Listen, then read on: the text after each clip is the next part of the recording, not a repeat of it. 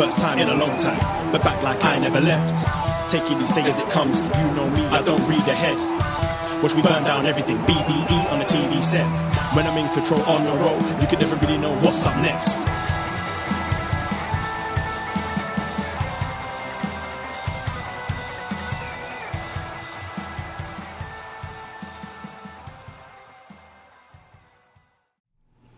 Hello. Hello, hello, hello. Braden Herrington here with Davie Portman for upNXT, postwrestling.com, Apple Podcasts, Spotify, whatever podcast app you found us on, and of course, twitch.tv/upnextpodcast. Hello, Twitch room. How are you doing? yes, every Tuesday night, Braden and Davie watch NXT, and then we record this show live on Twitch. So come hang out on Tuesdays if you're watching NXT, or not. Maybe you got nothing else to.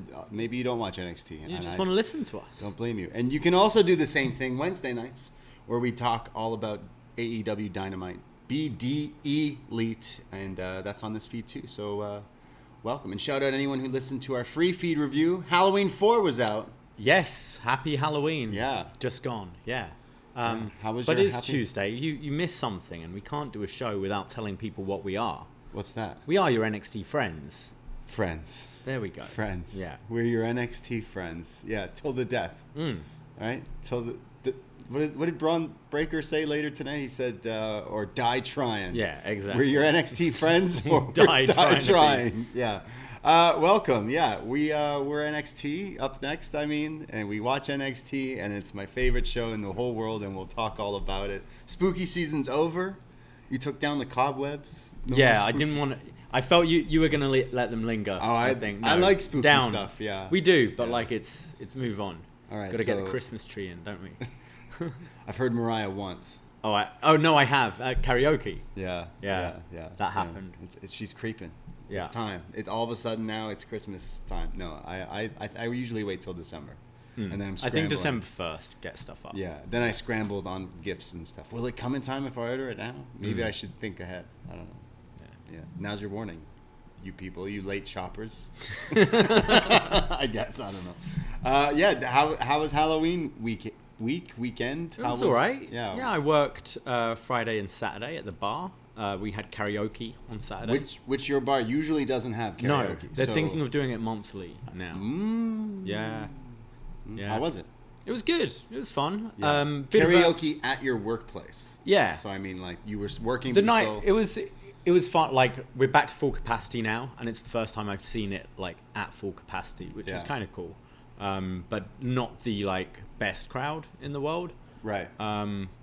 Halloween and New Year's a rookie night. Yeah, a bit of rookies, and I think like karaoke, a lot of people just go and like nurse their drinks a little bit and wait to go up. So there's a bit of that, but it was fun. It moved quickly. It was better than it would have been, I think. Yeah, and you were in costume. I was in costume, yeah. I mean, everyone saw our Arn and Cody costume. Oh yeah. Even Arn and Cody saw it. Yeah. We're famous. Squared Circle Reddit voted us. I know a lot of people The were like costume of the year. They said you guys won. What were some costumes that you saw this year that sparked that you thought like either online from people or like in person? Because I saw a lot of Squid Game.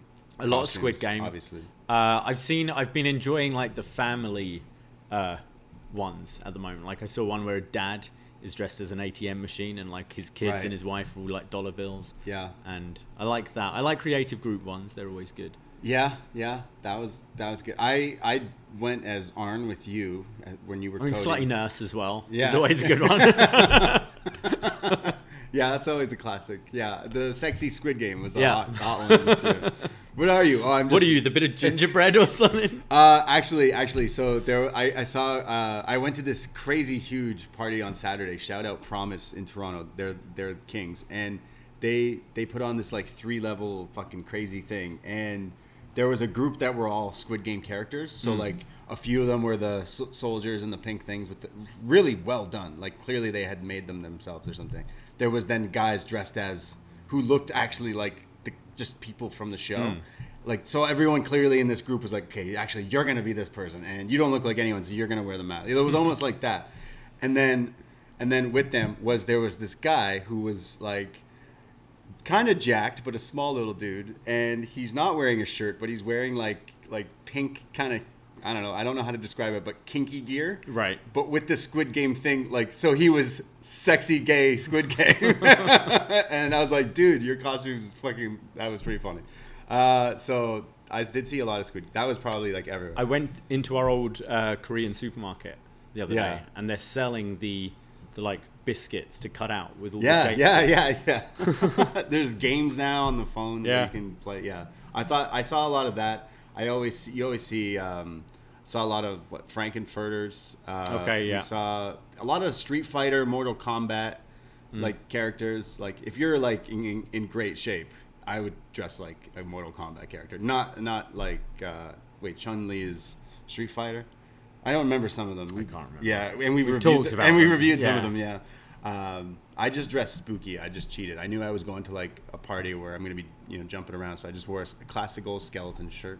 And then I wore a witch hat, and I think witch hat should be normalized now. I was like, damn, I look good. I was like, yo, I should like live in like the 1800s in Salem or something. I'm looking fresh with this witch hat on. Witch hat and your like skeleton. Yeah, at the Brady on Insta. I'm like, damn, I look good with a fucking witch hat. So now it's on our Kyrie cutout. That's the last spooky thing in the house. I guess you missed it. Yeah, no, it looks good on her though. Yeah, we put the hat on. She looks like from this angle, the poster of Wicked. Yeah, like the way Kyrie's the brim wicked. of the hat is we'll have to down. take a picture. Kyrie's still here. She's not part of our set anymore. Yeah, Kyrie is. She's here. not a part of WWE set anymore. Exactly. I got this. I ordered online this suit. It was like a grey suit, like splattered with blood. Right. I thought I'd bloody up a shirt, and because I'd be working, I'd have to wear a mask anyway. So I thought I'd make like a white like face mask, cover that in blood as well. Yeah. Just be like, a guy in a zombie movie, one of the survivors. As the night went on and people keep going, who are you meant to be? I'm like, I don't know, I'm covered in blood. You got red on you. I've got red on me. Started to have to like come up with the whole story. Like I'm Steve. I went to the office one day and left early, and the traffic was really easy to get is back. Falling down, Michael Doug. And then I get home and realize like my wife's turned into a zombie. So she charges at me, and I pick the shotgun that I'm in America, by the way. Right. I pick up the shotgun and shoot her and get red on me. Wow. So that was my story. A few people, you wore it again here. We had a few people over. I thought you were Patrick Bateman from American Psycho. Yeah. Which I saw a guy, probably one of my, another one. I saw a guy who looked like him, suit on, like a business suit, hair slicked back, and then the whole bodysuit thing over it, like the plastic. The splatter, the splatter thing. I was like, fuck. You kind of look like that. Okay. Except you didn't wear the splatter thing, and you're like, I feel if anyone ever goes, are you this? Just go, yes. Are you a god? You got it. You got it right. Yeah. I always love Halloween. It always has the best like times to party. It sucked last year because of like COVID. It was still kind of weird this year, but everyone wanted to do at least something. We had a few people. It was pretty chill. We just decided to crack out far too much tequila.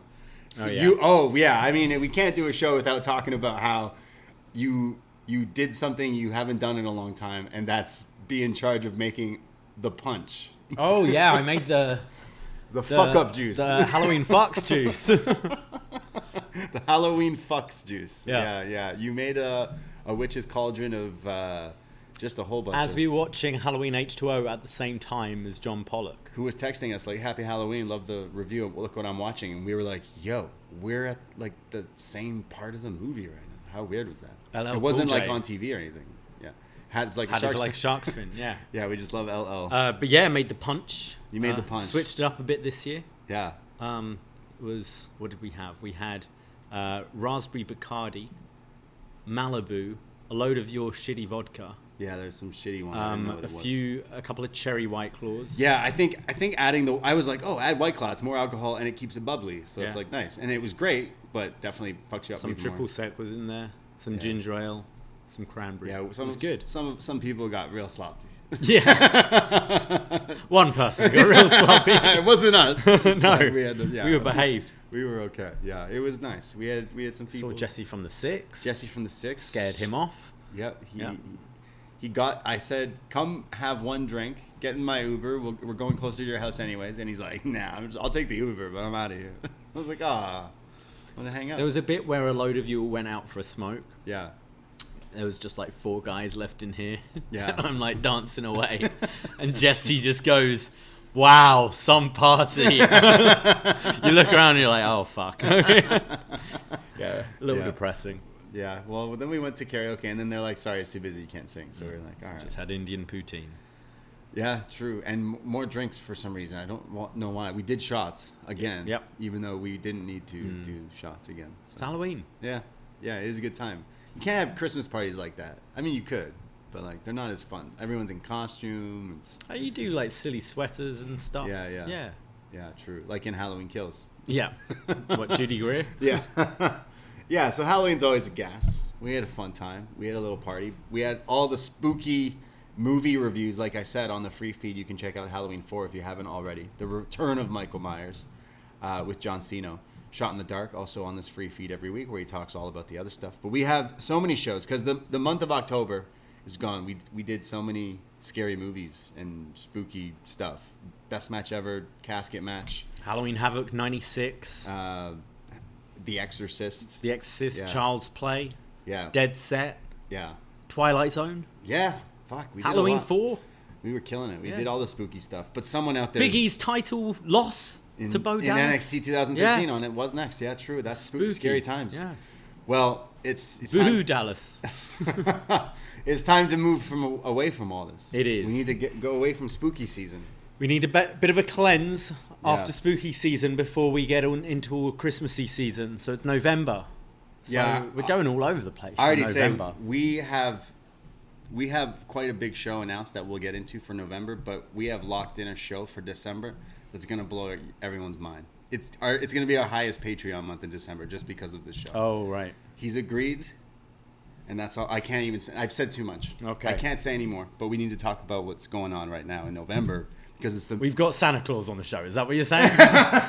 pretty much.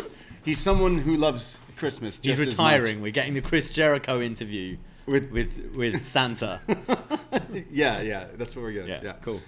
Well, because November just hit, it's November 2nd right now. We have a whole new schedule out on the Patreon, and you get everything that we've ever talked about because it's in the back vault there, the catalog. But every month we release new stuff. So still for that $5 for North American tier, you get access to everything in the old and coming out. So we have a lot coming out for November. We do, yeah. We're going back in time to NXT 2013, talking about the June 19th edition, following that big title win from last week. Bo Dallas wins the title and takes it to Disney World. Yeah. We got Sami Zayn, Cesaro feud still going. Wyatt Xavier family. Woods. Oh, Xavier promo Woods. of the year. Xavier Woods. Yeah. Yep. Big episode. We're also returning to the Karate Kid. Last year we were joined by Howie Nishi, who selected part 1, Karate Kid. This year, surprise, surprise, he's selected part 2. Sweep the leg. I've never seen it, so I've watched all of Cobra Kai. So I know there's tie-ins. So I know we were kind of psyched. He was like, I don't know what to pick. We were like, hey, if you really like Karate Kid and Cobra Kai is pretty hot right now, we've been watching it. So you want to do it? He's like, yeah. So we're doing it. So yeah, we're gonna record that tomorrow. Karate Kid Part 2.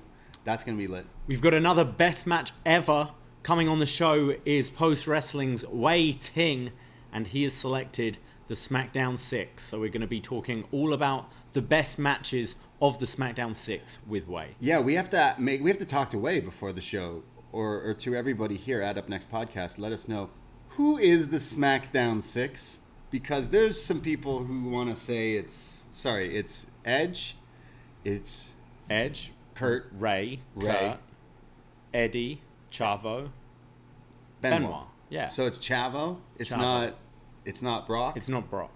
Okay. Interesting. I'm learning. I always was like, oh, it's Brock because he's lit. Yeah, but It's he wasn't Chavo. like this. The 6 especially had all those tag matches and Right. everything, didn't they? Because the world's greatest tag team were in there too. They were pretty good. Yeah, they're not in the 6. We gotta talk to Wei. If that's what Wei, I listened to Wei and he picked it. So I guess. Does Wei think Brock is? I don't know. That's what I mean. Maybe. I think I'm just stirring the pot, but maybe I'm totally out there. Yeah, I'm totally wrong. But that's coming out next week with Wei, so can't wait for that. He just joined you for the Sesh, your Succession show. That's on the Patreon too. So double shot of Wei in the next few weeks. Every Friday, actually talking about Succession with friends of mine who watch the show. So we had Wei Ting, as you mentioned last week. Had our man Neil for episode 1. And for episode 3, we've got, I don't know why we're doing this, Brandon from New Jersey is going to be chatting Succession with me this week. Wait, did he figure out how to download Zoom? I hope so. Me too. Looking forward to chatting with Brandon about this week's episode. The Patreon's definitely going up now. Oh, yeah. Once you announced that. Absolutely. I didn't even know about that. Yeah, so lots of fun guests for the rest of the month of the sesh. But yeah, it's Survivor Series season. So we've got a whole load of Survivor Series things planned. We'll be looking at Survivor Series 2001, celebrating the 20-year anniversary of that show, the end of the Alliance. We'll be doing a Up Yours with Dan Reed on TakeOver Toronto 2016, which was Survivor Series weekend. Yeah. So the 5th anniversary of that show. Yeah, DIY versus Revival. Joe versus Nakamura? I'm blanking on the main event. Ty Dillinger was there. DIY Revival, that's the main one. That's I remember. the good one, yeah. Is it Ty Dillinger, Bobby Roode? Is that the match? Yeah. Something like that. Yeah, we're going to be talking about that. So 5th anniversary of that. Dan's picked that show, so we're super excited. Obviously, we're going to be talking all about Survivor Series from 2021. I don't know what's going on in the main roster, but I'm excited. We're also going to be covering AEW Full Gear. Oh, yeah. So look out for that. We're probably going to do a watch-along. We are doing a watch-along. And, I mean, the real main event is St. Andrew's Day. It is. For all you Scots out there, we celebrated St. Paddy's Day with the review of Leprechaun. We're like, man, we need to, like, all the Scots out there. They're like, man, we feel left out. St. Andrew's Day, we're reviewing the most Scottish thing we could find. A Ted Danson movie called Loch Ness. Loch Ness. This has been months in the waiting, and it's finally there. Real ones, no. I'm so... Did you write down St. Andrew's Day on your notes? No, I finally Because you've been going St. Alan's Day. St. Alan's Day. Is it St. Alan's Day? Yeah. So Loch Ness, that's going to come out on the 28th of November. That's later in the month, but wow, we're excited. But then the big main event of the month, a few years ago, we started these games, and it all began with Survivor Series. We did the first Survivor Series game. I think Wei was the champion. He was the first Survivor Series draft game winner. Yeah, this is true. And then we did one last year to crown the first ever BDE champion. Which... who won that one? You won, Braden. Oh, yeah. So it's time for the 3rd annual Survivor Series draft. See, you mentioned that I won the title last year at Survivor Series for our games on Twitch and the podcast, and everyone heard. I went on to hold that title for a very long time. In fact, I just lost it this summer to Fire Frank. So I actually like this opportunity to have the floor for a second, because I feel like here at upNXT, the community, the friends, all that, we are living in an era of a silent champion. A non-present champion. This guy is, he's in the Twitch chats and stuff, but he's nothing. I haven't ever heard him go, "Hey, I really want to defend my title." Yeah. I'd really love a rematch, because I never really got a rematch, and I thought that's how you told me that I would get a rematch, Davie, and I never got my rematch. But seeing how it's Survivor Series, I mean, it's a little tricky. We want to have the multi-man 5-on-5 elimination draft team game thing. So I'm feeling, to quote Ciampa from this episode of tonight, I'm feeling a little froggy, and I'm feeling like I need to jump. So Fire Frank, the BDE champion, if you think you're a real champion, then you should prove to me and to the upNXTs out just there. The world, really, yeah. That you aren't the coward that I know you actually are. So, he who has the gold has all the power. And he who has all the power has the gold. Frank does not have the power. I do. And I say, Frank, put the gold on the line in the 2021 upNXT Survivor Series draft. Wow. That's all I'm saying. November 18th, Like 9 smoke. p.m, twitch.tv/upNXT podcast. going Good to night, work. everybody. We're going to work, baby. We're going to work, okay? It's going to happen. And I'm declaring myself as the first person who's going to be in this. If he chooses to accept, if he doesn't, well, he's not a defending champion in my eyes, I would say. But it means, maybe we can have a few other people play the game as well. He needs some other challenges. I'm going to win it again. No Dave Mastiff. I still need to win never one of win these anything. ones. So, have you won anything? I'm going to be in the game. Didn't you won the rap battle? I won the rap battle, yeah. I want to win the Survivor Series game. Yeah, you want to be the champion. I do. I want to be champ. Oh, interesting. So that's something that we're going to be doing. A new games, and can't wait to go. If this game happens, I mean, we want to do a draft. These are always a lot of fun. As we said, this was the one that kind of kicked it all off. So looking forward to doing the Survivor Series draft again, and that will be on the 18th of November. The people in the chat are calling me Cody Herrington now because I'm booking myself in a world title picture. You're goddamn right, because Cody Rhodes is a legend, a living legend, just like me. I'm the Canadian dream, okay? And I'll be Frank's nightmare, but I can't wait. If he chooses to accept this challenge. But we have all these shows for all access to everything. It's $5 a month for patreon.com/upNXT. You get almost 400 podcasts, all the best matches ever, everything in the vault, was next, retro NXT, movie reviews, everything, plus all the new stuff coming out. So yeah, it's only $5, $7 if you're Canadian. I'm sorry, but North American tier, you get to listen to a lot of us. You probably hate us. You're sick of us. You don't want to. It's too much. Too much. We're sorry. Yeah. So this week though is that retro NXT with Disney World Bo. And Karate Kid 2. So that'll be out this week on the Patreon. So looking forward to that. And again, hang out with us for Dynamite on this free feed. If you're like, sorry guys, times are hard. Hey, it's okay. We got you with the Dynamite reviews too. Oh yeah. Because we love you. Absolutely. We're your friends. Unless you're Fire Frank. Fuck that guy.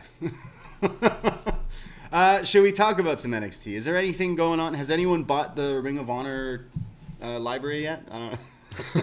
What's going on? What, anyone in the Twitch chat? Has anyone? Yeah, I mean the world of wrestling. I haven't been really watching the WWE, but I see that people are going off about Kevin Owens.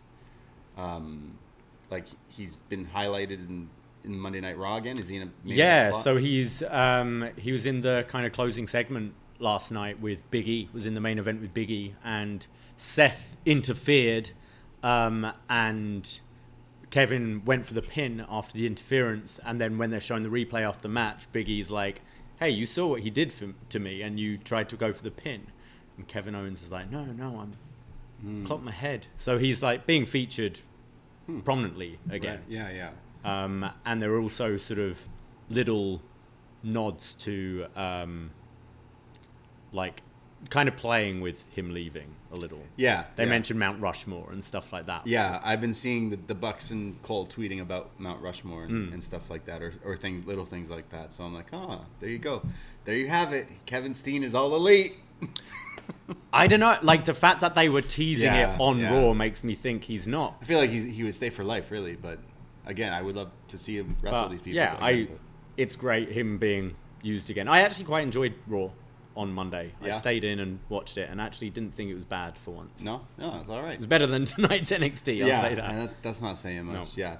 yeah. So I guess we'll talk about tonight's episode of NXT, which is from Tuesday, November 2nd, 2021.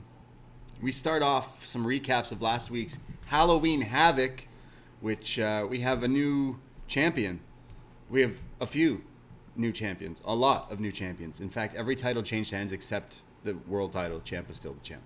But it starts with the new women's champion, Mandy Rose, who comes out with the title by herself, and she says, "Damn, it feels good."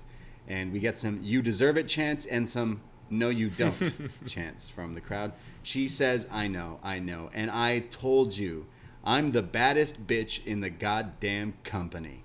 And I know what you're thinking. Number 1, damn, I'm hot. And number 2, where's my ladies? Meaning Toxic Attraction.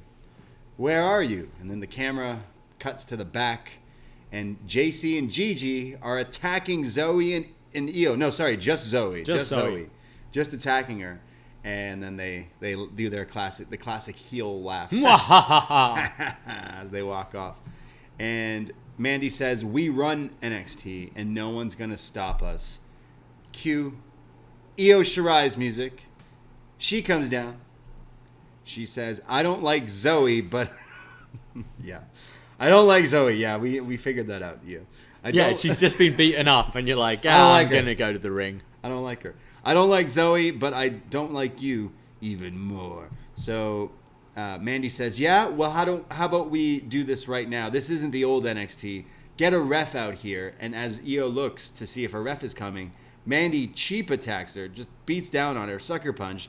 And then this is when Toxic Attraction come in here. They're beating down on her. And Io fights back. There's a German suplex at one point, and then a crossface chicken wing, or what was this, a Taz Mission or something from Io. But then it's the numbers game. They beat down on her, but Io is saved by Casey Catanzaro and Caden Carter as they scare off the baddies, the champs. Yeah, I thought Mandy sounded good at the beginning. The JC and Gigi, I'm still not fully buying as these despicable heels. As you said, it was a bit pantomime, like the ha beating down Zoe. I hate the "I don't like Zoe, I don't like you" lines. But Io versus Mandy, I'm kind of for. Good to see Io kind of more in the singles picture again, I assume, from this. And Caden Casey versus JCGG, I guess, is where we're going. Next week. Yeah. Yeah, the sixth one. Well, we've got the sixth one, but I assume splitting off into right. the individual titles as well. Yeah, Mandy's been very impressive since coming back to NXT. Like, she's had some good matches. She said it's a hot act, I guess. I'm kind of with you. I'm not too sold on the other two right now. I don't really believe. I believe you. It's like they're just playing this thing and they're still not maybe believing it. I don't know if that even made sense. But no, it does. Yeah. It feels like they're playing characters. Yeah, really. Which, and whereas Mandy, are. I think, is owning it a bit more. Right. Whereas I'm just not buying the other two as these evil heels. Mandy Rose. So yeah, we'll get the 6-person tag next week with those 6, and then eventually lead to something else down the line. But after the break, they're walking back, meaning Toxic Attraction, and they see Dakota Kai, who's just staring off in somewhere. And they say, "Hey, thanks," says Mandy. And she says, "I didn't do it for you. I did it to get back at Raquel." To destroy her. Yeah. Yeah. Damn. She destroyed Raquel by costing her the title.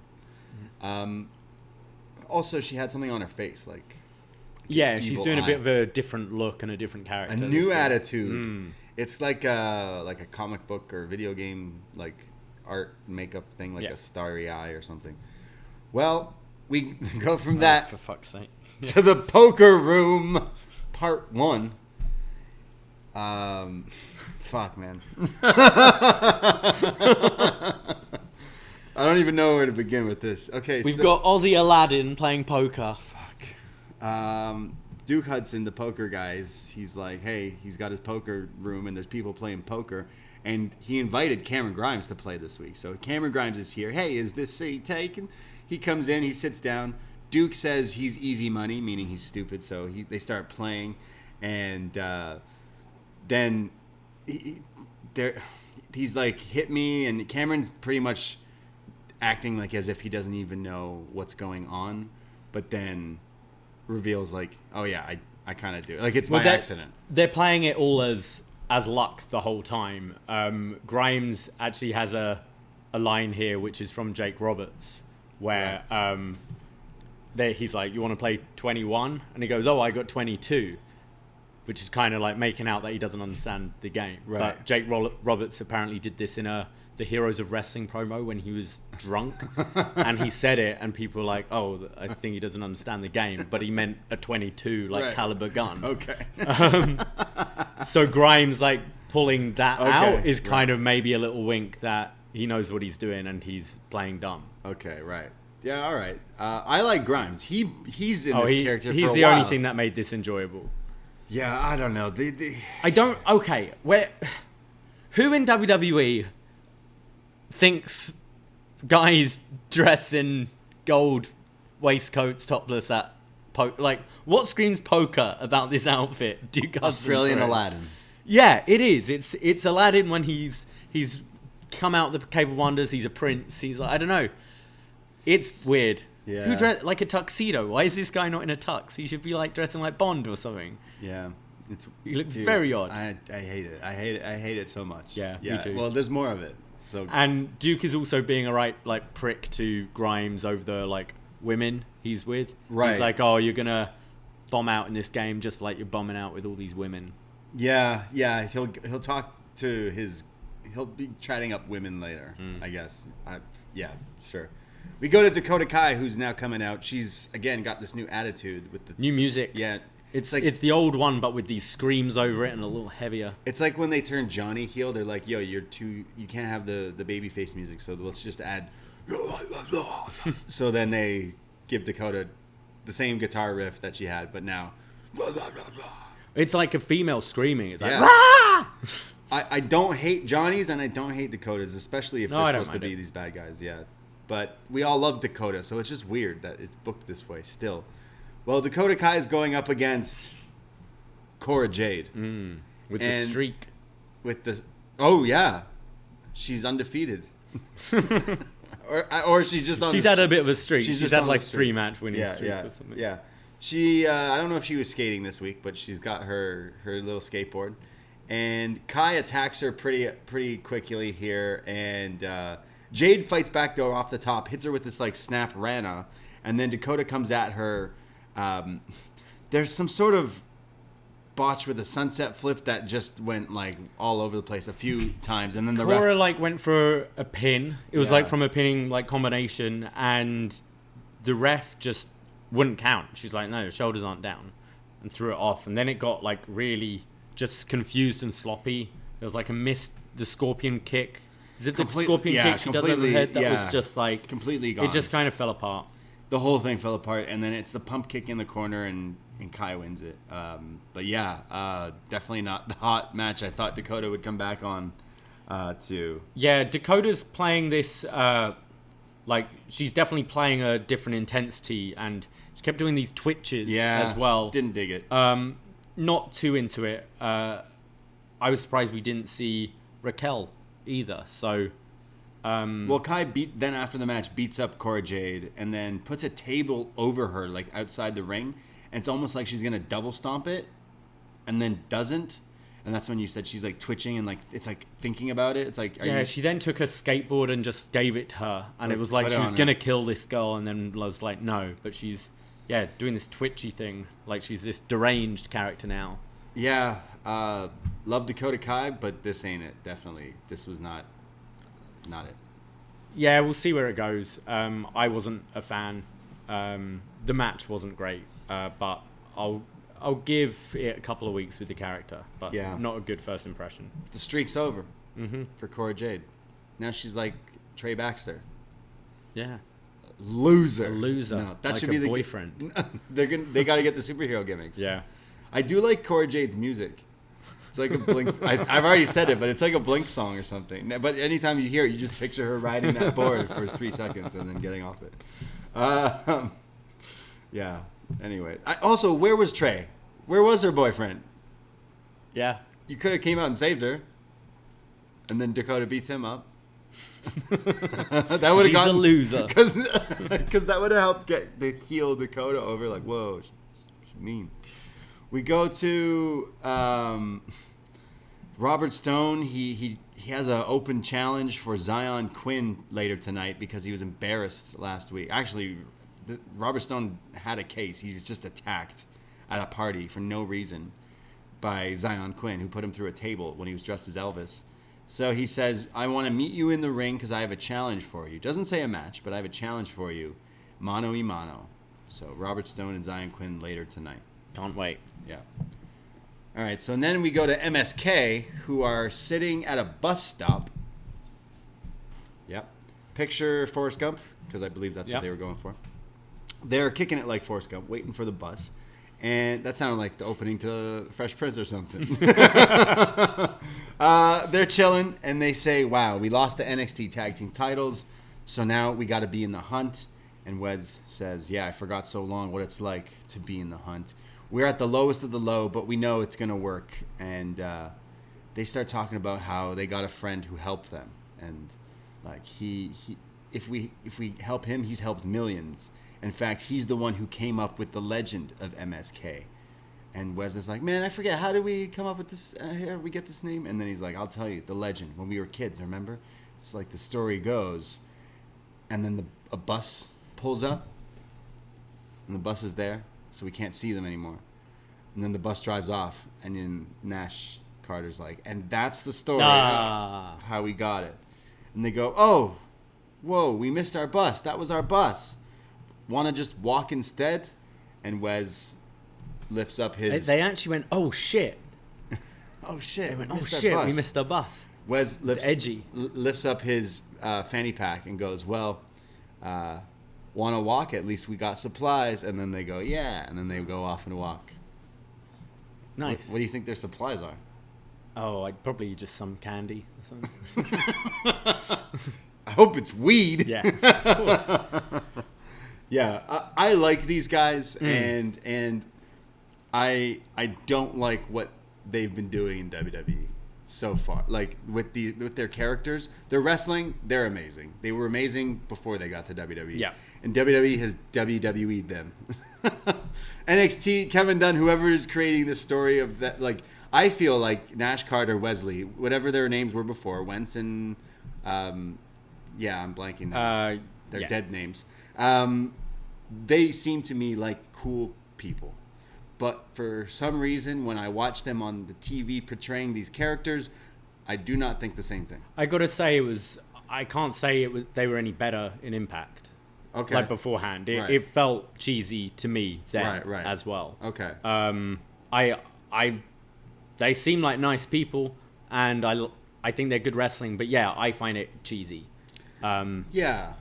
It's weird. They should, if they're going this route, they should be more like a comedy sketch or something, and maybe that's what they're going for. But it's just not like it's just not hitting ever. It's not funny ever. It's like, yo, I feel like you guys are actually funny, but it's not working this way.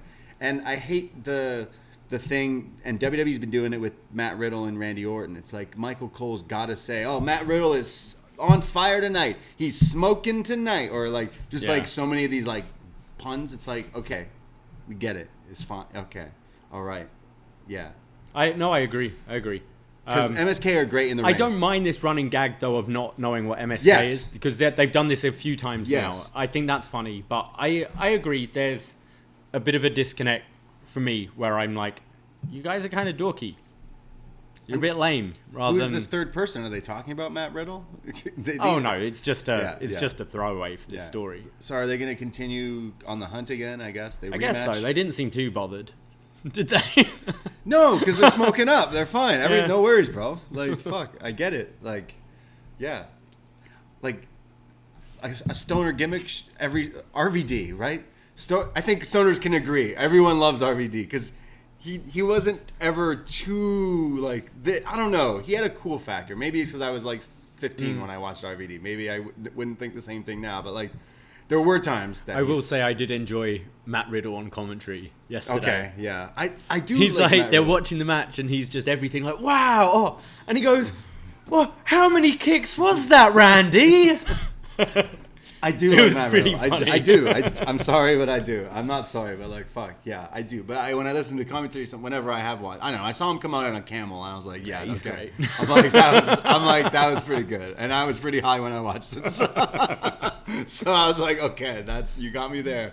It reminded me of the Mummy with the dude riding the camel. So MSK, yeah, I feel like they should just do this on the main roster. Literally put them with Riddle. Honestly, they would fit. I mean, honestly, yeah. MSK Usos, MSK New Day, MSK Street Profits all sound great. Because I'd love to see that. Yeah, because I'm definitely not hating on these guys, because I actually do think they're really good. But I think being here is just not the spot for them. They're better wrestlers than some of the wrestlers they're going to have to wrestle. They lost the titles already. Cool, go somewhere else. Go to Raw, go to SmackDown. They'll be a hot act. I think so. And god damn it, tell me what MSK stands for. Yeah. I don't know what it means. And it might be better for them just getting out of Full Sail. Maybe. As well. Yeah. Yeah, true. We got to see that reunion with Trey, though, right? Yep. One day. One day. They all got pictures as champions via FaceTime, I saw. Because they all were champions in a small window. Oh, true. Because MSK were champs for a while, but Trey, I think, just won a title. Trey just won it at Bound for Glory. Yeah, so they have a screenshot of a FaceTime. And then they lost it like 2 days later. Yeah. Wow. Yeah. Damn, crazy. Yeah, that's probably Carter and Nash and Wes. They're talking about Trey. We're losing this soon. Get his photo. Maybe the guy they're talking about is Trey. Maybe. He's going to show up and be their leader. So Be their leader. I don't know. Stoner leader, something like that. We go to Xyon Quinn. Oh, yes. Robert Stone in the middle of the ring. Robert Stone says you're jealous of Robert Stone, Xyon Quinn. And everyone's jealous of Robert Stone because I can do anything. So Xyon, you embarrassed me last week, but I'm going to embarrass you tonight. I'm going to out-sing you, and then I'm going to out-stomp you while I'm wearing my robe. And then I'm going to pin you. 1, 2, 3. Frankie, this one's for you. And then Frankie Monet's music hits. Bougie, bad, bougie, bad. And he just starts singing the lyrics and rapping along and then like dancing, but he's thrusting like and doing all sorts of wacky dance moves. And he's saying bougie, bad, bougie. I would have preferred him doing the Migos original version, but then he dances and that's it. Yeah, the crowd are just booing. This isn't funny. Like, and then Xyon, you suck, Chance. Yeah, Xyon Quinn grabs a microphone and says, he's Australian. Well, I'm not going to lie to you. That was interesting. But I'm here to kick your ass. So he's basically like, if you want to fight me, you got to out-sing me first. So Xyon says, chuck some music on. So the first song that the music guy hits is Shawn Michaels' theme song. I'm just a sexy boy. So then Xyon Quinn starts to sing the lyrics, which you all know. It's a great song, probably the best. And best song of all time. It was my second ringtone ever. It was the ringtone for like a year when I was like 16. Nice. Yeah. If you didn't know what it was, you're like, that's kind of weird. But if you did know what it was, you're like, that's great. Yeah. He then, I don't know. Him and Robert Stone get in a fight. So Xyon Quinn starts singing "Sexy Boy" and like he can actually kind of sing and kind of dance, like it's. Right. And then Robert Stone keeps going at him, and Xyon kind of dips him like the dance, and then even does the dirty dancing pose with him. But when he falls down, Robert Stone slaps him across the face. So Xyon Quinn murders him. He throws him around the ring, hits him with this like Samoan drop, Ryback type thing, and then a pretty nice looking jackhammer, I will say, and levels him out. So standing tall there. I think pins him, actually. It was an official match, apparently. Yeah. This reminded me of, we reviewed an episode of Raw, the Nexus debut. Do you remember? Yeah. And it was Santino versus Vladimir Kozlov in like a dance-off. And Vladimir Kozlov actually like started dancing pretty well. Right. I think that's what they were going for here. Okay. Yeah, I hated a lot of this. Xyon Quinn, I'm sure he's great. Shout out Xyon Quinn. He's got an alright voice on him. Yeah, and he's got some cool wrestling moves. I think this guy could be pretty good. Okay, so hear me out here. He's got some cool wrestling moves. Mm-hmm. He looks cool. He can actually kind of sing. He's a star, but this segment sucked. Oh yeah, pretty much. Just so everyone's clear. It sounds like we're a broken record tonight. The guy's great, but man, this sucked. Yeah. I just love Frankie Monet's you could see what they were trying, I think, here to try and get across this guy's got personality. But I'm so over this shit in wrestling. Yeah. You know, like, are there more creative ways where these guys don't look like fools? Right. That we can try and get this guy, over. Personality. I know. Put him in a poker game. And the fact also it's Shawn Michaels' music. It's not anyone's. It's the guy who's fucking running the show. Yeah, that's the gag. Yeah. He should have came out. I was waiting for him to come out. Xyon Quinn versus Just put Shawn a ladder in the ring and walk off. See ya. No, he should just Xyon Quinn versus Shawn Michaels. Yeah, sure. Let's do it. He should be his manager or something. Yeah, I don't know. Shawn Michaels finished. He gave Adam Cole all his secrets. and NXT's done. That's why NXT's dead now. Adam Cole knows how to defeat the Death Star from within. Now, Shawn Michaels. We go to our next segment. So just so we're making sure, guys, we had the poker game. We had a skateboarder gimmick. We have A dance off. we had a dance off. Yeah. Okay. Cool. It's time to go to the woke guy. Joe Gacy has a video promo here. He says, "The world should be a happy place, but it's a cesspool with all these close-minded individuals. And, well, they just drag people down." And then it shows people, like, drinking and all these, like, vices and people out in public. And he says that social media is terrible. It's designed to share ideas, and now it's nothing but negative energy. It's instant judgment, like appearance, always judged by first look.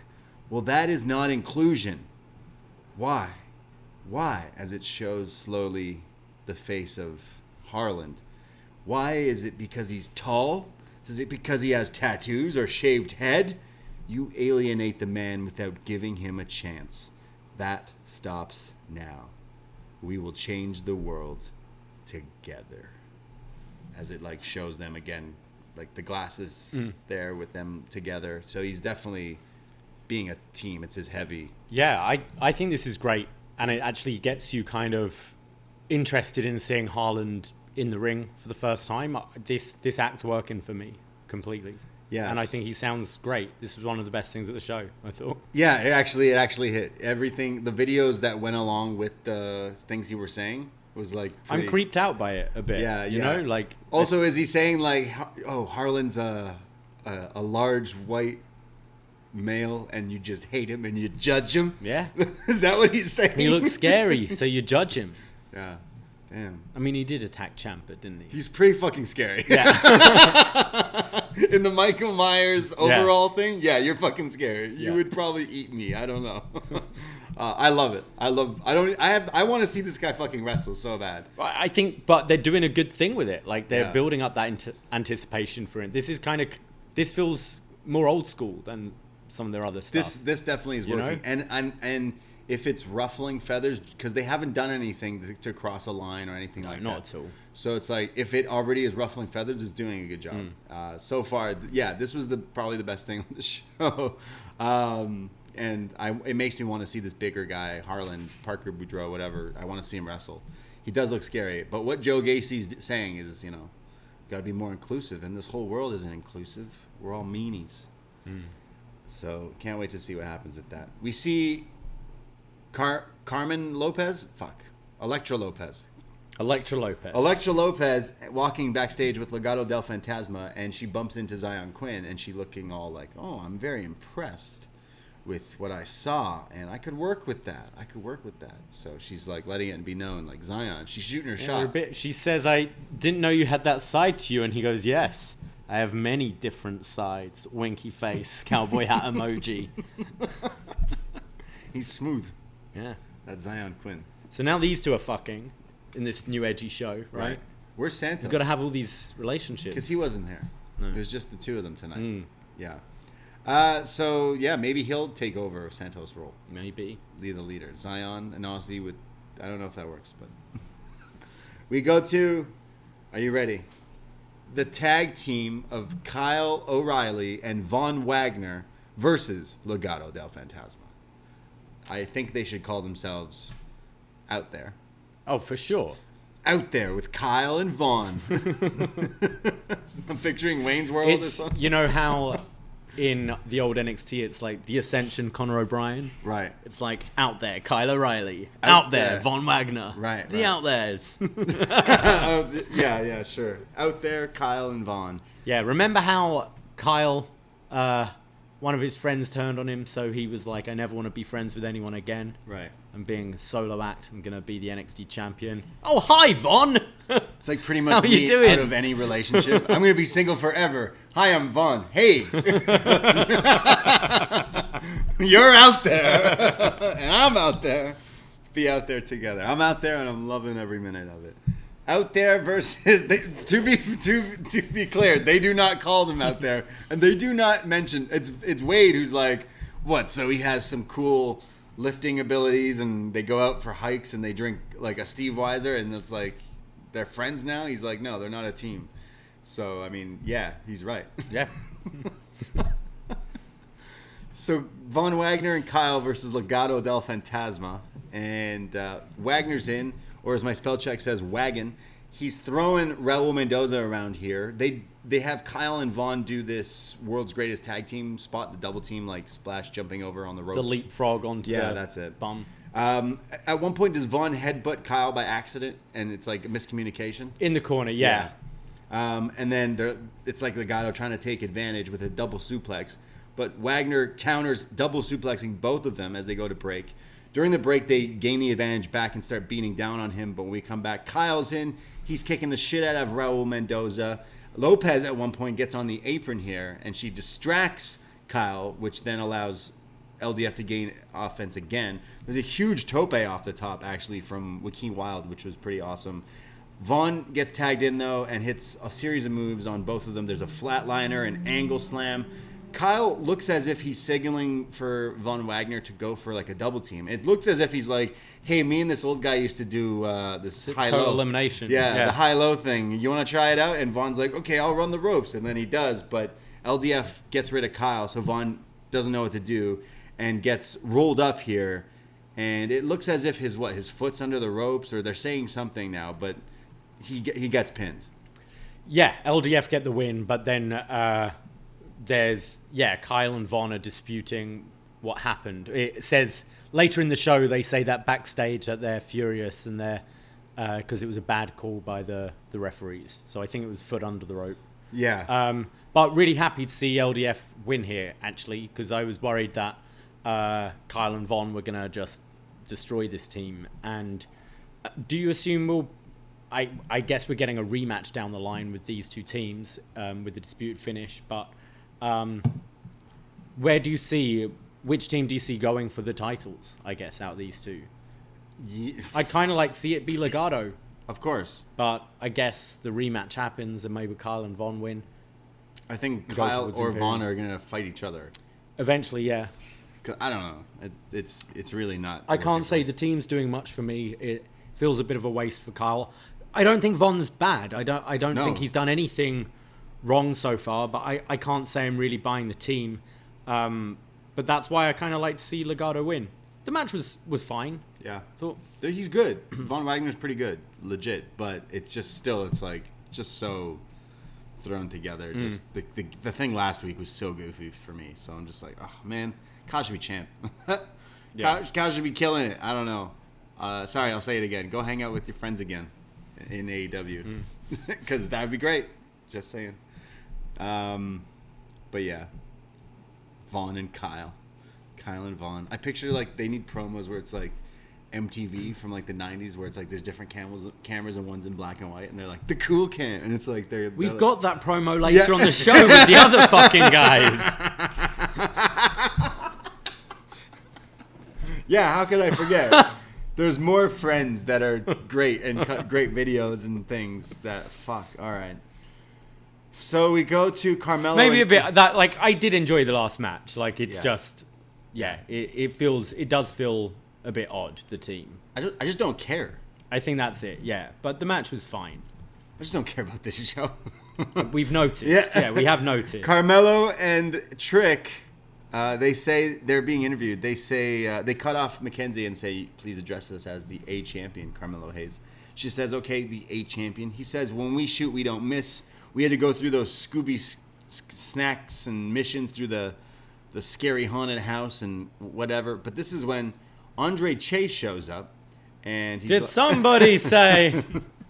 He says, "Hey, I just wanted to wish you good luck." And they're like, "Whoa, why are you here?" And he's like, "Well, you have my back in the haunted house, so I have your back tonight. And they're like, thanks, and they leave. And Mackenzie's like, hey, Andre Chase, you know, since you were in that haunted house last week, a lot of people online are saying Andre Chase is a coward. And he's like, a coward? And he starts to get upset and raise his voice. He's like, a coward? Nobody calls Andre Chase a coward. In fact, I'm going to the ring because somebody's getting an Andre Chase ass kicking. So he's going to be in the ring when we get back from commercial break. But when we come back from commercial break, instead we first go to the poker room. The poker room. So he's like, I think y'all got me beat, says Cameron, and he's playing up that he's not good, and he shows that he's got diamonds, and then they go, oh, that is good. This is when he's like sitting next to a woman, and he's like chatting her up, and she gets out, she loses, so it's Duke who's kind of like, yo, get the fuck out of here. And he's like, don't talk to her like that, says Cameron Grimes, and he says, it's my poker room, so I can call anyone anything I want. Great line. He says, you have no shot with her and you have no shot beating me. So more on this later. More to come from the poker room. Can't wait. Yeah, I know everyone's like, wait, I should just fast forward to listen to what happens. I can't wait. I need to know what happens in the poker room. Yeah. We go to... I'll leave all my thoughts on the poker room till the last bit, I think. Did somebody say Andre Chase? He's in the ring. He says, nobody calls Andre Chase a coward. And he goes on and on about the haunted house. He launches the microphone at Beth. Yeah, I think he says his mic isn't working. Can I get a mic that works? And whips it at He just throws it at the announce team. Yeah, kind of weird. He's like, now it's time for an Andre Chase teachable moment. And the only thing to fear around here is Andre Chase. And he says that I'm going to give someone a PhD in how to get their asses kicked. Yeah. So come on down and cue Bron Breakker, who comes down to the ring. And it's a match now. Bron versus Andre Chase. He kills him. Belly-to-belly suplex. Military into the power slam, and it's over. Bron Breakker wins the match. I think this was good for Bron, actually, just have a squash after his loss last week. He does look great with these squashes. That power slam move. Yeah, it's great. And Andre Chase is quite funny, I think. He reminds me of I Think You Should Leave. His gimmick is just yell and be obscene. It kind of works. Yeah, I guess. Yeah. We get Bron Breakker, who's like, hey, he grabs a microphone, and he says... Last week, Ciampa beat me. He was the better man. He says he took advantage of my inexperience, which is kind of like a cold shoulder diss. Yeah. It's kind of like a weird thing. He says, well, you are the bigger man. You are the champ. And, like, congrats. But don't forget it that one day I will beat you for the NXT title or I'll die trying. Like 50 Cent. I like it. I think he sounds great. Yeah. He did come out of that loss well, I think. I think he had a good showing. It took a lot from Ciampa to beat him. And you look at this guy, you believe that is the story. He lost because he's inexperienced, but the longer he's doing this, the better he's going to get. So I like that he's still got his eye on Ciampa. I think this guy still feels like one of the top characters on this show now. Yeah, he should get in a feud with someone else now. Not have don't go straight back to the Ciampa match, but Right. have a bit, both do something else, and eventually, you can come back to this. Yeah. Well, we go to our next interview backstage. Marcel Bartel and Fabian Eichner, they made headlines in Europe, winning the NXT tag titles here. And they're being interviewed, but it has closed captions for what they're saying. And they say, no one here can keep up with us. No one is on our level. We are Imperium, and we're here to take over America and these titles, when they're interrupted by Toxic Attraction, Gigi and JC. And Gigi says, congrats, you guys look like champions. You definitely fit the part, just like us, as she takes a rose and kind of rubs it over Fabian Eichner's face. And Gigi and JC say, we have a 6-woman tag match next week. I think you should watch us. And they say, Imperium reply, "We definitely will." And then they walk off.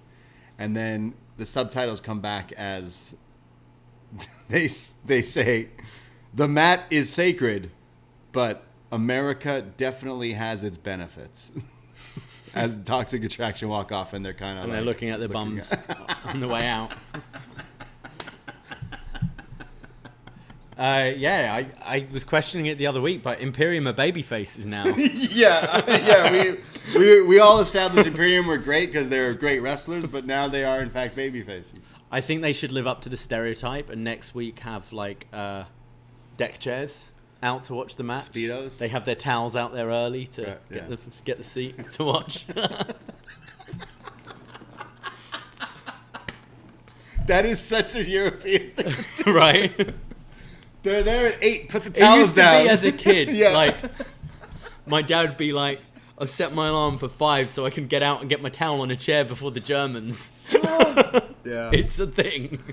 Marcel and Fabian Eichner now everyone's just like shooting their shot and flirting with everyone. Like, why not? This is like the Olympics here in WWE roster. Just fuck. Yeah, everyone. But you know, these So Europeans. it's what, Marcel and Davie, it's JC and Eichner? Who do you think Gigi would be with Eichner? Gigi and Eichner, No, I think. Gigi and Gigi was rubbing the rose on Marcel, I think, though. So she was shooting her shot. Marcel. Oh, sorry, yeah, Marcel and Gigi. Right. Yeah. And Fab and JC. And they'll go out. Double dates. We'll get yeah. the heel champions. Mandy and Walter.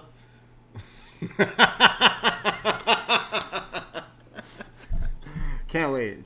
This is the NXT 2.0 I want. Yeah, wow. Like, Screw your Daniel Bryan Walter dream match. I want Mandy and Walter as a couple. as a couple. Power couple. Yeah, triple dates. Wow. Toxic Imperium. They'll join Love forces. Yeah. I like the fact Imperium's talking and they have the actual captions. It's like, why don't we do this They more sound often? so good. Yeah, Like they're this, actually, and they look great. yeah, they're definitely filling in this role. They were great champions before and they were robbed, so I'm happy that they're champs again. And yeah, I found it funny that they're like now being cheeky with it's so they're definitely writing this for like fucking 16-year-olds, 18-year-olds, but like it's some of the things these people are now having to say in these programs are doing is fucking ridiculous. But this is definitely one of these guys are genuinely not speaking English, and their catchphrase is "the mat is sacred," and they end with that line. I fucking laugh. Yeah, they were great. I mean, there's a lot of songs. I mean, the Guess Who said it best. You know, American Woman. Just listen to that song, and that's how Fabian Eichner and Marcel Bartel are feeling. Yeah. Right? Toxic Imperium. Toxic Imperium. It's gonna happen. Well, we go from that to Lashing Out with Lash Legend. So now, instead of them actually filming in front of a crowd, they just show footage of a crowd and then cut back to her just in front of like a green screen or something.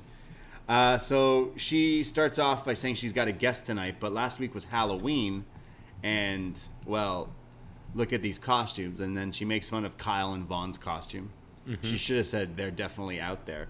Then she makes fun of Jiro and Kushida. I think she actually liked their costume. And then she makes fun of Grayson Waller and says Dracula's kind of played out. Yeah, and said he was a shitty host, and there's only one host in NXT. Lash Legend. But we do have a guest this week, she says, and brings out Tony D'Angelo. And Tony comes out. He says, "How you doing?" Of course. And then she kind of cuts him off right away and goes, No, hold on. You said you wanted to be on Lashing Out with Lash Legend. And I said no. And then all of a sudden my manager went missing. And she's like, where's, Mark went missing. And he's like, whoa, Mark. No. Yeah, Mark disappeared. And Tony says, what am I, a magician? No, I didn't do anything. And, well, he's here tonight. And out comes Mark, Lash Legend's producer, which, friend of the show, BD Champ, I guess he's not too quiet today. He told me that this was the dude from XPW, GC Money. He's an actual video producer in NXT. Okay. So this is the actual guy, I guess. They have him here. So shout out him. Ryan Katz, a.k.a. Fabian Kylan, I think, in WSK. I don't know. But wow. That guy. Yeah. GQ money is what Frank says. So he's playing this guy, and he's like got like a broken arm. He's looking a little scared, a little spooked here. And Tony's like, "Oh, Mark, nice to see you. Wow. You look so cute when you're nervous. Say hi to everyone, huh? Say hi. Say hi to your wife at home, Georgia. Say hi to your wife. Come on. Hi, baby. Yeah. This guy's got it made. Big house, big trees. Your 2 boys. Yeah, say hi to your boys, Mark." And he's like, "Hi. Yeah, say hi." So he's doing the like mobster, like, I know your family and all this shit. And he's like, "Hey, make sure you tell Lash everything's all right." So he does. And he's like, "Cool. Now get out of here. Take a walk." So Mark leaves. And Tony's like, "See, Lash, problem solved. There's no problem. And she's like, oh, okay. And he then just cuts a promo basically on NXT. He says, Dexter sucks. He says that Fugazi, Johnny Gargano, Pete Dunne, Ciampa. Everyone knows Ciampa's not that tough. Even Rihanna's tougher than that guy. And Lash Legend goes, "Ooh, shots fired." And then he goes, "Whoa, sorry, I actually got to cut this short. I got a call with Vito and Secaucus. I got to take it." And then he hands her money and says, "Go buy yourself something nice, huh? Take care of the kid." And then he leaves. And Lash is kind of pissed off that, like, he left the show. But she's like, "All right, until next time." That's Lash. And the money vanished. Where'd the money go? Well, they did a cut. Hands of the cash. She's holding it. And then it's just not there. And I'm looking and I'm like, because I thought she was going to, tuck it down her top or something. And she didn't have a handbag and she just had a dress and it just vanished. Damn. Yeah. Weird. Yeah. I was watching this show tonight and I was wondering, is this some kind of just Shutter Island thing? Are all these people insane? This one person thinks he's Italian. This one person thinks she's a host. And all this audience are just in her head. They're all make-believe. Right. One guy thinks he's a poker player. Right. Or Aladdin. It's just... it's like... This show makes more sense if you think of it that way. The show makes more sense on drugs. It would, I would say. I would. I don't know. I didn't particularly like this either. He made me laugh. I like Tony D'Angelo. I definitely do. But it's still just like, oh man, what am I watching? For me, it's like, where does this go? Like, where does this lead to? Ultimately, I want like stories to lead to a match. Are we gonna have some other mobster come in to represent Lash Legend, or like? Yeah, I don't know. It just seems like they're for a joke, and I don't see much further than it. I want to see the love story, slow burn for the love story between Lash and Tony, because all it is love stories on this show. But like, where does that come to wrestling? No idea. I watch other shows to watch love stories. Yeah, I watch Dark Side of the Ring to see mob stories in wrestling. Yeah, like. Yeah, I don't know, man. I did not like this. I like Tony D'Angelo, but I didn't. Like I feel the joke's worn thin already. For me, Lash Legend definitely worth thin. Both. But it's still kind of the start. I don't know. Yeah. How you doing? Yeah. Reminder, they say shout out Wale for his song, the new theme of NXT. Probably the only thing I do like in this NXT 2.0. The theme song is pretty lit. Down South is the song. We go to our next match. Was this Jey Uso? Oh, sorry. Solo Sikoa comes out. It's the Uso third. Not the twin, but the third with the dyed hair, so you know it's him. Blonde, yeah. Yeah. Versus Jeet Rama. And it's a squash match. Solo Sikoa beats him up. He does the running Umaga Rikishi hip attack in the corner, and then a flying frog splash off the top, Superfly for the win. Yes, Solo shot first. This Jeet Rama is like a Indian amateur wrestler, I believe, right? Right, yeah. And he looks like it. Kind of he's very like tall, like long limbs. Looking up Jeet Rama, I've learned that in a house show in India, he beat Chad Gable. Wow. So he knows how to wrestle. I noticed on Raw yesterday, Chad Gable, they brought up he's an Olympian. And then they go like something like, yeah, but he didn't win a gold medal like Kurt Angle. Basically shitting on the Olympics. Yeah, he was in the Olympics, but he's no Kurt Angle. Jeez. And you're like, oh, okay. Great. Yeah, way to go. You know why? Why? Fuck that. Chad Gable should be all elite. Solo Sikoa, they keep on going in this match about how his family deserted him, so he like grew up on the streets. Like, they're saying this about Solo. What the fuck, Rikishi? Yeah. Wait, so Rikishi, the Usos, the Bloodline, they left him? They just left this guy.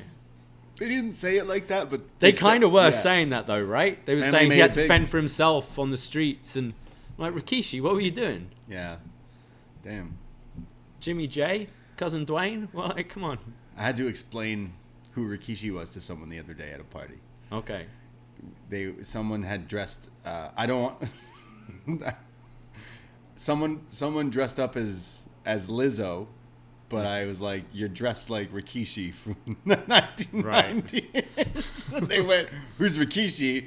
And then a lot of other people went, "Oh my god!" And then we had to prove that I wasn't being an asshole. Right.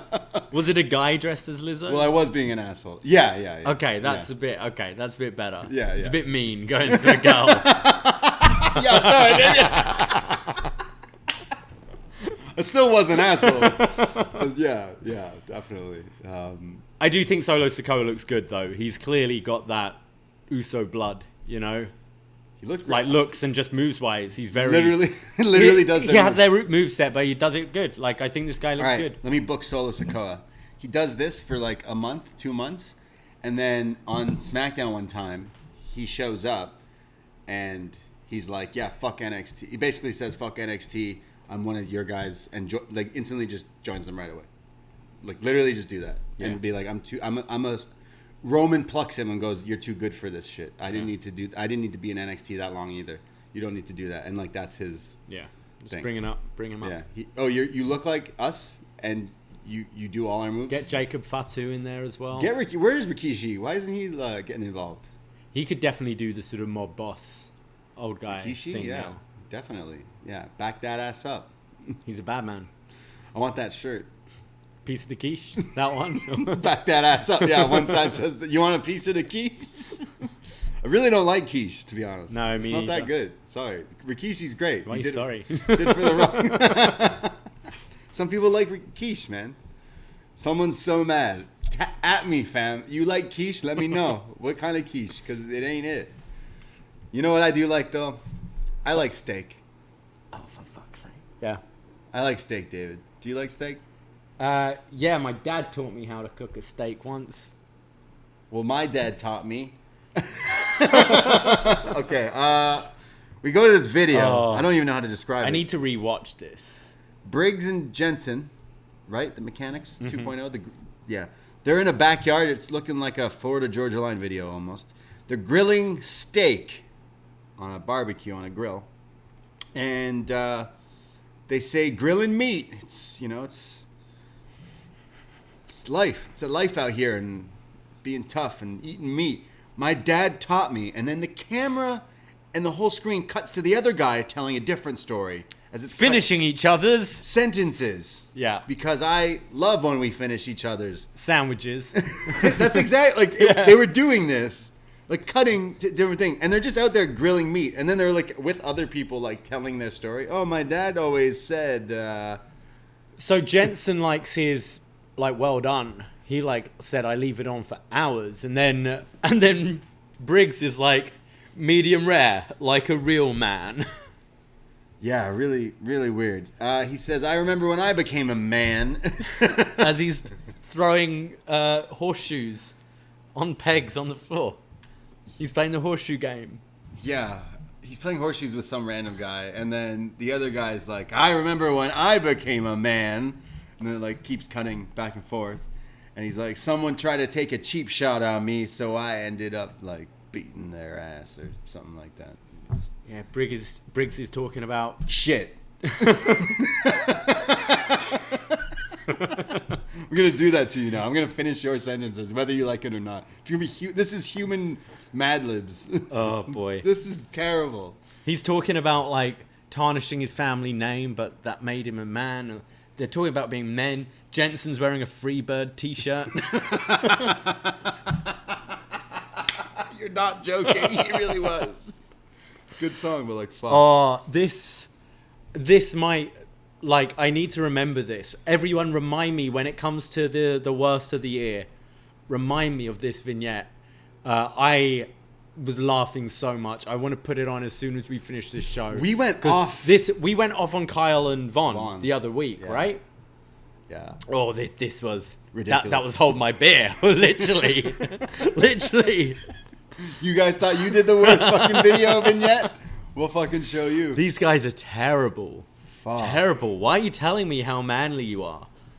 Like, stop While it. you're grilling meat. Is one of these Chris Christopherson's son? That's an inside joke for anyone who watched NXT all the way back. Because Scott Dawson and Christopherson's kid did this gimmick. Yeah. Didn't Otis and Tucker do steaks and weights? They love steaks. They made it work. Yeah. You know? This is so bad. Please, so everyone go out of your way to watch this. Because this is so funny. Funny in all the wrong reasons. But I loved this. This is so terrible. No, you gotta say it like this. That was so terrible. My dad taught me it was terrible. Just so we're clear, though, the proper way to eat a steak is not like fucking Jensen. No. Just saying. Briggs has got it right here. Sorry, I know a few of my friends are psychopaths and eat their steak like well done. And like, hey, like anyone out there, you eat your steak well done. Like, hey, all the power to you. But you're wrong. Medium rare? Yeah. Yeah. So Briggs has got a point here. Yeah. But yeah. Still. Very strange. Jesus. They keep trying to break me, guys. I need another vignette now of when these two are doing their thing, and then in the background, Kyle and Von pull up. And they're like, all right, lads. Beer.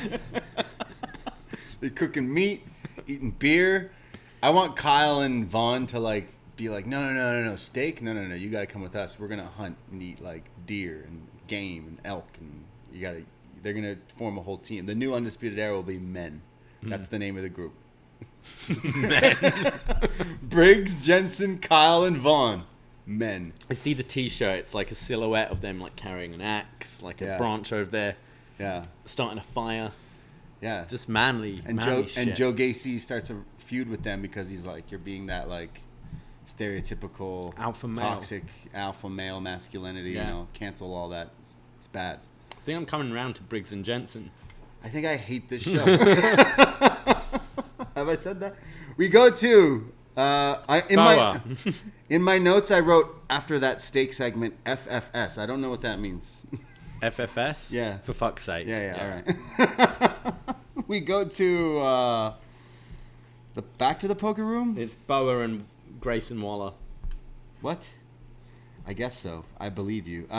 We see Boa and Mei Ying, and he's like, Mei Ying, it's time. And she's just sitting in the throne. And he leaves, and she's just there by herself. So Boa versus Grayson Waller. LA Knight's on commentary. He's trashing Grayson Waller, kind of claiming Grayson may have been the one who wrecked his car so that he could take his hosting gig. Therefore, Grayson's a heel, if that's true, if he broke LA Knight's car. Yeah, that's not nice. Yeah, come on, man. There's a straight jacket from Boa. Grayson fights back. He does this snapmare into these knee strikes, which is pretty cool. He goes up for some sort of jumping move off the top, but LA Knight distracts him, which allows Boa to hit him with a roundhouse kick, and Boa pins him.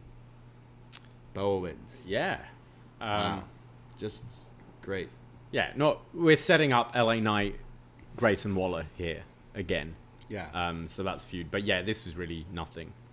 The biggest thing out this is we're going to get LA Knight versus Grayson Waller, I guess, again. But we're also going to get this. Boa goes back to the room, the smoky room, the vaped up hot box of Mei Ying. And now the chair is there with no Mei Ying. Ah. Meaning, it's over. It's gone. Go home. It's finished. Mei Ying, Tian Sha. It's done. Seems like it, yeah. Yeah. The person playing Mei Ying. Karen Q. Yeah. She posted a photo of herself smiling and just the word Finn. Nice. So I'm not sure if that means anything. Yeah. Weird. This whole Tian Sha thing, I think it all started off so promising.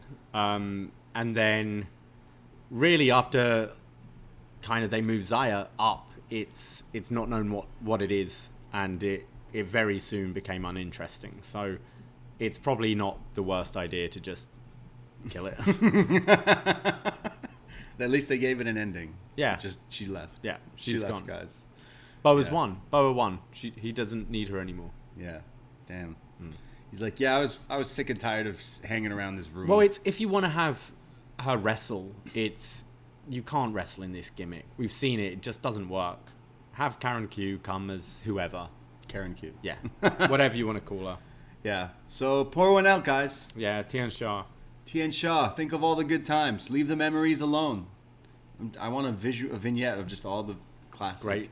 Classic Here Tian I Sha am moments. with my picture of you. And just like all the good times we had. I'm going to miss them. Boa getting beaten up by a stick in the sweaty cave. Slow motion of them screaming. Ah!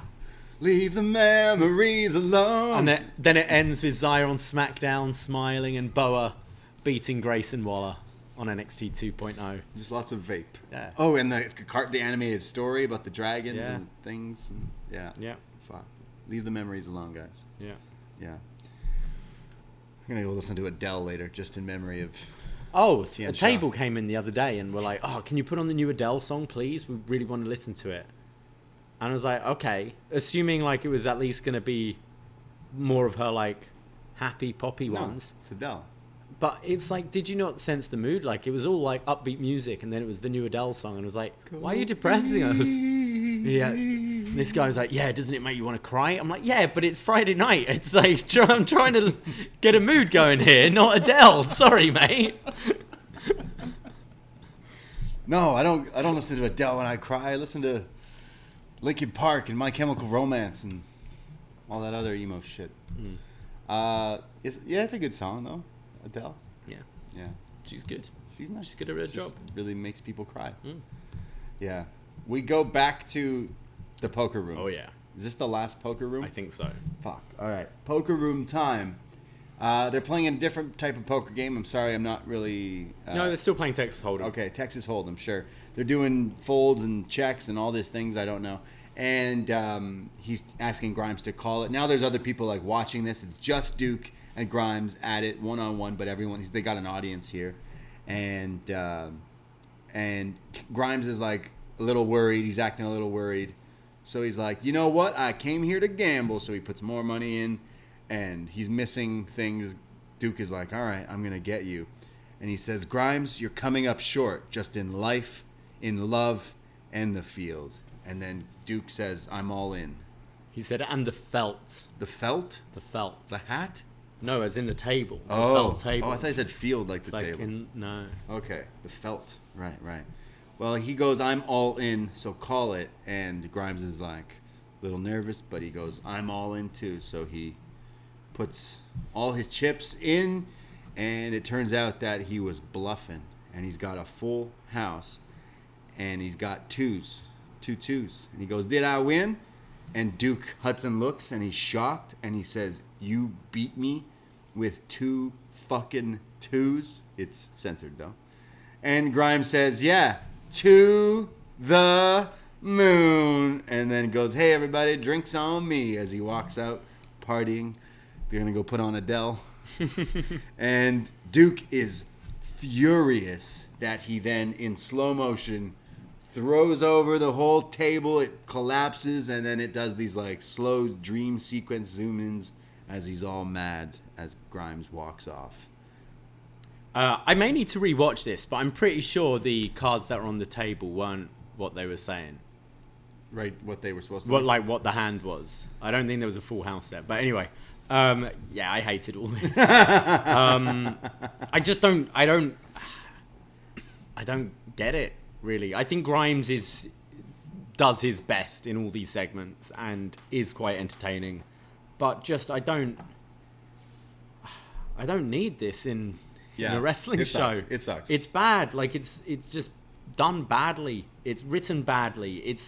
It's all these people's idea of what a poker game is, and apparently it's wearing sparkly gold waistcoats, gold vests, flipping tables, just ridiculous. I hate this. It's so bad. It's so ridiculous. A poker guy gimmick, and he wears a gold shiny vest. It's so embarrassing.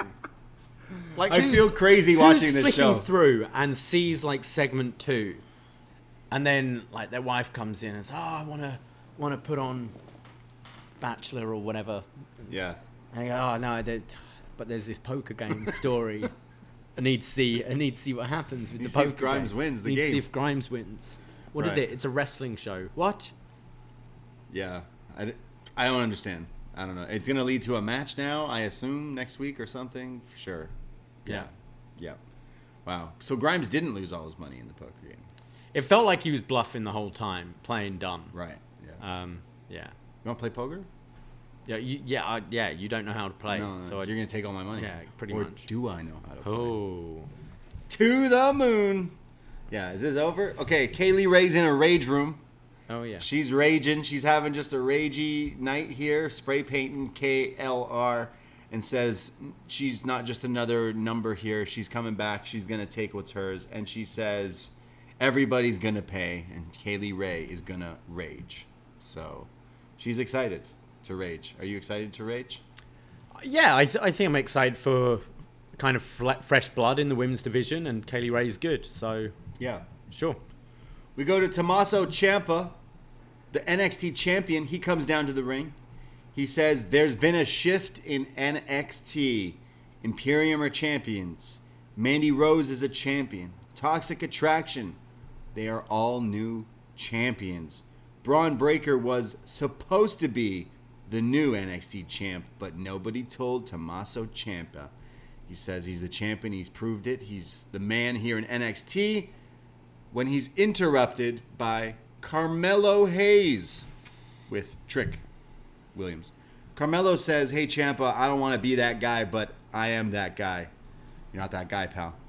He says, I feel like I'm the one who needs to put you in check. It's not about you anymore. It's not about y'all anymore. There's a new school on the rise, and I'm the leader of it. So take this with the most disrespect. As long as I'm here, you take the back seat to me. And this is when the crowd starts chanting, Ciampa's going to kill you. And then he takes off his glasses and he's mad at the crowd. Ciampa takes a second and says, you know what? You almost had me until you took your glasses off and I saw that damn look in your eye. You don't believe a damn word that you're saying. You're scared. So you feeling froggy? Jump. And then my favorite part of the entire show is when Trick tries to get involved. Yo, you tripping. We the main event tonight. And Ciampa knocks him out. This was great. And he just says... turns around and decks him. He says, shut your mouth. And so Carmelo's like a little shook here and like aids him. So Ciampa like walks. Because Carmelo and Trick have a match right now. But Ciampa's like leaving.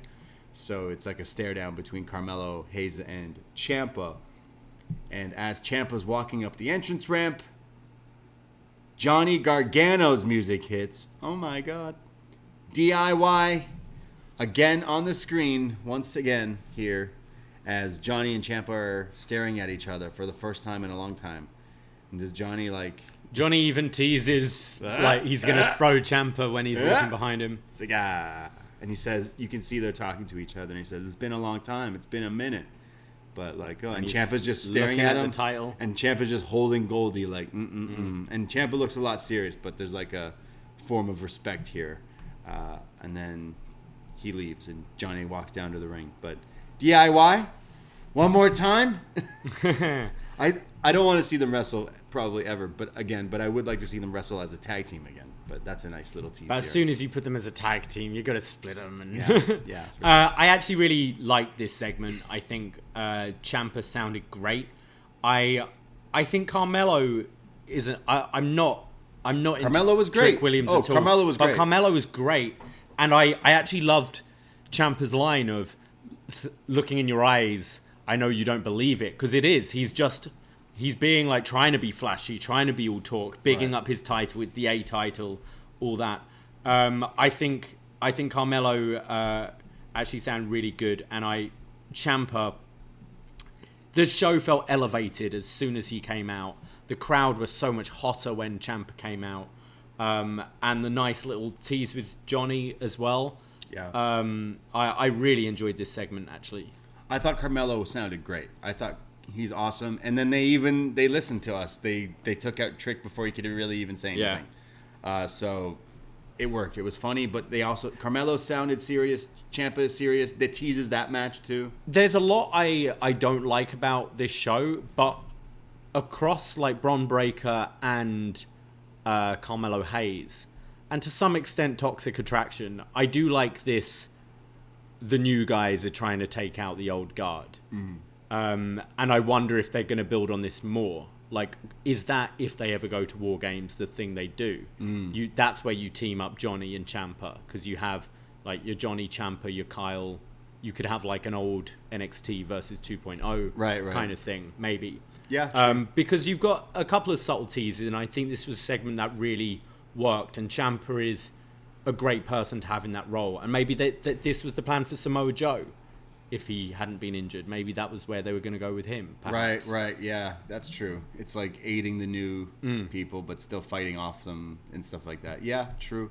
I don't know if they're going to go for a War Games. I mean, we don't know if there's rumors that there's going to be some sort of special, maybe not quite a takeover, but like some sort of NXT 2.0 network pay-per-view special. So that could be the next one. I don't see any of these new people being in War Games. Like, if you're new to the game, I don't know if that's the best decision to put people in. No, I mean, you don't necessarily have to do a War Games. You could do a Survivor Series style thing. Yeah. Yeah. But also you'll be in there with a lot of veterans who will be guiding you through that match. Yeah. You know? Well, just like the match we're going to talk about right now, which is the main event. Johnny Gargano and Dexter Lumis versus Trick Williams and Carmelo Hayes. Johnny and Dexter are playing rock, paper, scissors of who's going to go in first, but Dexter just does the thumbs up. So Johnny's like, all right, you got this. Dexter's in with Trick and starts beating him up. There's the Luthez press punch combo. Lumis and Johnny are like tagging in and out. They're working pretty well as a tag team. There's a spot where Johnny arm twists the guy. Dexter looks as if he like misses the spot, but really just teases the guy and then uppercuts him. Smacks him in the face. Yeah, like gold dust. It was pretty funny. Johnny and Carmelo Hayes are now in together, and this is where it gets real nice. Both these guys are super flashy. Obviously, Johnny Gargano, one of the GOATs, and Melo keeping up with him. Really, really great back and forth, counter for counter, until Johnny hits him with a slingshot spear. Trick Williams comes in. It looks like he punches Johnny in the face and then hits some sort of shoulder block thing. He assists Melo with this leg drop, which looked pretty cool. Lumis is in. He's throwing Trick around. There's the slingshot suplex for a 2 count.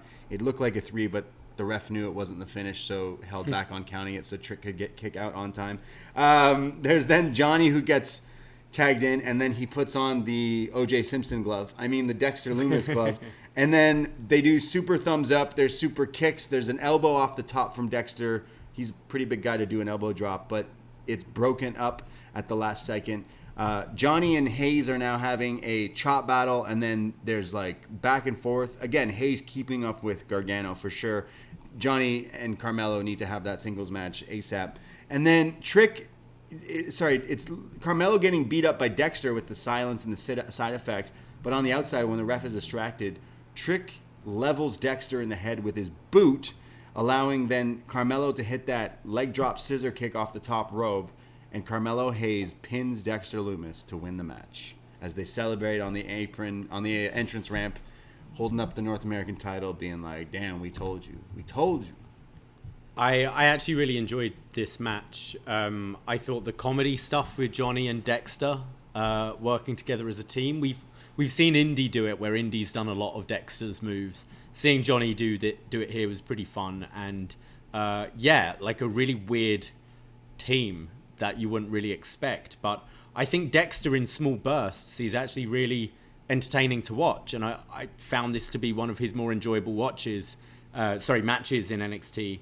And as you said, the Carmelo-Johnny segment, those two going against each other, I thought they were great. I thought I really didn't enjoy the show, but kind of from Ciampa coming out through to the end, I actually enjoyed this second half, this last half of the show. I thought this was good. Yeah, probably obviously the best match on the show is this match by far. Johnny and Carmelo can have this program for a month, and they'll have I'm sure there'll be other tag team matches and stuff because they work amazing together. I want to see that match, the singles for sure. You're right. From that promo from Ciampa onward, everything was fine. Yeah. Everything before that, I don't want to say anything. Yeah. I did like at the beginning of the match as well, Trick did his spin kick thing to try and phase Dexter, because Dexter just stood there still, and all Dexter did was lean back and make his eyes a bit wider. He's won me over, I gotta say. Yeah, Johnny and Dexter are funny together. Yeah. It's just I don't know. It's weird. I watched the show and I'm like, okay, is Kyle O'Reilly waiting for his contract to go? Is Johnny just sitting here waiting for his contract to go? They're just being put in these weird, obscure roles. Even though this was as we said, Johnny cut that promo saying he wants to be a bit more serious again, that kind of thing. And then we had the haunted house because it was Halloween. Right. Then this week was silly, it was goofy, but you still had just that look at Ciampa. It's kind of going, okay, not necessarily against Ciampa, but he's got his eyes on more serious stuff moving forward. So yeah. I think we'll see him float in and out. But if you are doing a network special, whatever, come on, you got to feature these guys. Yeah. I can say I did not like this week's episode of NXT. I feel like you guys can figure that out. There was some stuff that made me laugh that wasn't supposed to make me laugh, and there was stuff that was funny, I guess, but a lot of everything on this show, week in, week out, just doesn't hit for me. Yeah, maybe I agree. It's just not for me anymore. They changed it, and I don't know. It's too much of it, I think, because before we've had goofy stuff on NXT before. We've had all the stuff with The Way, and we've had all the stuff with Grimes and Ted DiBiase. We have had goofy things before. Yeah. But it hasn't dominated. It hasn't been every segment is something goofy, and that's what it does feel like at the moment. Yeah. And there is good stuff there. I really did enjoy the Ciampa and the Johnny stuff this week. But yeah, there's too much that puts you in a foul mood before it happens. Yeah, this isn't a wrestling show anymore. I feel No. it's literally like a high school to get you ready, prep you for college on the main roster or life. It's I don't know. It's like a high school drama, like a bad one. A really bad one. Stories. It makes Degrassi look like it's the greatest thing I've ever seen. There is a bit of news that's just come out. Tony Khan tweeted that Jon Moxley has allowed me to share with you that he is entering an inpatient alcohol treatment program. John is a beloved member of the AEW family. We all stand with him and Renee and all of his family and friends as he shifts his focus to recovery. John is making a very brave choice to get help, and we're embracing his choice and supporting him however we can. I'm proud to call John a friend, and like many of you, I'm also a fan of Mox and look forward to a time in the future when he is eventually ready to return to the ring. Until then, thank you for supporting John and respecting his privacy at this time. Damn. Yeah. I mean, his book is out today as well, too. Book just came out today, yeah. Yeah, so wish him all the best. Him all the best. Does that mean he's not wrestling for the next little while? Yeah, I get, so the Cassidy match and I assume the Bryan match is off. I assume. Yeah, but, damn. Okay. Good for him. Yeah. Obviously he just had a baby and stuff and is probably figuring shit out. So I hope he's okay. Yeah, I guess that's why he's been so mean lately. Yeah. Poor 10. Poor 10. Yeah. Damn. Well, we'll talk a bit more about that and Jon Moxley and AEW tomorrow on BD Elite for sure. So that show's on this feed too. But yeah, this week's NXT. Should we go to some feedback from? I think so. What some people might have thought about this show from tonight. We go to the Facebook group, which you should join if you're not. You want to hang out and chat shit in the Facebook group. upNXT group on Facebook. We'll let you in. I see Corey Helfrich writes in, man, NXT 2.0 tonight was a real rough watch. Not the roughest TV I've seen all night, though, and I won't mention why. I assume he was watching baseball. He says, I have no clue who is going to dethrone Toxic Attraction after tonight. It's not going to be Io or Casey Caden. Cora Jade got complete steamrolled by Dakota. I guess maybe Zoe, Ember, or Saray. I would prefer Saray if it's just for the fact that we don't know if Ember is returning as a face or a heel, and Zoe is outstandingly bland. Yeah, there's no other real tag teams in NXT at the time. So The women. Yeah. Frankie and who's her? Jessie Kamea. Yeah. We go to Sean McTeer, who says, I thought the show tonight was pretty good. No episode of 2.0 is ever perfect, but I felt like there was much more to like tonight than not. I thought the opening to the show was great, with a strong heel promo from Mandy, a nice back and forth between her and Io, and a solid beatdown and brawl between Toxic Attraction and Io, Casey, and Caden. There were some things that we could have done without, such as Lashing Out, though Tony D does a good job with his gimmick, and Waller, Boa, and Knight. But I like Dakota's comeback match and the tease of her having an even darker side. Special shout out to Robert Stone and Xyon Quinn for absolutely going for it tonight. I thought that whole segment was a lot of fun. Still not sure why Duke Hudson has a poker gimmick, but Cameron Grimes proved once again that he can make anything entertaining. I know no one likes seeing Kyle in a tag team with Von Wagner, but I even enjoyed their tag match with Legado. Both teams looked good, and they told us a good solid story of Kyle and Von being a new tag team that still has some work to do. Ciampa and Bron's promos were both really strong, and just the smallest tease of Ciampa v Gargano gave me chills. I don't know, I might be the only person who liked the show tonight, but I did. Bottom line, it was a lot of fun. Just a lot of fun. Hey, you're still allowed to like the show. It's okay. We go to Dylan Grayson, who starts off with, NXT was horny tonight. Yeah. It kind of was, yeah. H on main. Mandy's promo was fine. Io's was dumb. I just have her run down and fight without retaliating that she doesn't like anyone. Don't need to hammer it home. We get it. Cora, Jade, and Dakota were not in sync, and the indecisiveness of Kai during the post-match beatdown literally failed to use Chekhov's gun. I'm scared but intrigued to see who MSK wants to find. Honestly, I think it's Triple H. The Stone Quinn segment felt like an attempted character assassination for Xyon, and yet the fans got into it. While the segment was terrible, Quinn showed serious charisma, and I think he has a real chance to be a star. Get Kyle away from Von Wagner or host So Help Me God. Tony D'Angelo showed a serious darker side on Lashing Out. I liked it. Uso number 3 looks good. His splash looked deadly. Did Mei Ying just ... transfer her spirit to Boa? Sure. Give Karen Q something else to do and retcon Tian Shaw. It was dead. Main event was a blast. Hayes is money. There are bits and pieces of great wrestling here. It just used to almost be great wrestling, but NXT has down periods. I hope they can turn it around. Yeah. I feel you. I feel you, Dylan. You were right about everything. Even the horny. Yeah, it was horny everything. Tonight. Yeah. Aren't we all? Yeah. And then someone posted a picture of Xyon Quinn and Shawn Michaels doing the Shawn Michaels nice. Pose from tonight. So Mark. So that's it. That was up next. That was NXT. Yeah, guys, I hated it. It was bad. And I get a lot of messages being like, I don't watch anymore, so I listen to you guys. Well, hey, thanks for listening to us. We like when you listen to us. We like being your friends, even if we don't like the show. Someone also made a Drake meme saying they prefer us watching stuff we don't like. Makes things more funnier, I guess. Yeah, I guess so. Yeah. Well, fuck you too. No. Thank you guys for hanging out. Again, BD Elite tomorrow. Patreon.com/upNXT. Check it out. Give us a shot. Only $5 a month, and you get so many podcasts, so many wrestling shows, movie reviews, all that stuff. That's what we do, and we want you to hear it and listen to it. We did a Halloween Havoc review. We got a lot of messages talking about that Hogan Roddy Piper promo from Halloween Havoc 96. Oh, boy. People said we were really funny, and I like when people say that. So thank you, guys. Thank you for listening to us. Follow us on Twitter, Instagram, @UpNextPodcast for everything, all the show updates, all that stuff, and stay in the loop and all that jazz. Yeah. Yeah.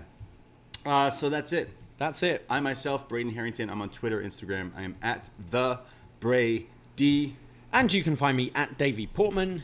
Take care. Goodbye. Be safe. And NXT is dead. Hey, come on now. Come on.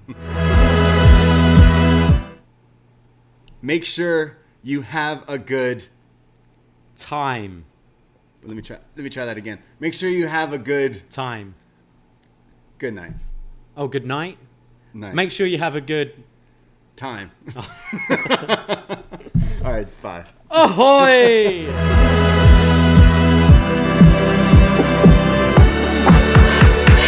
All I do is win, boy.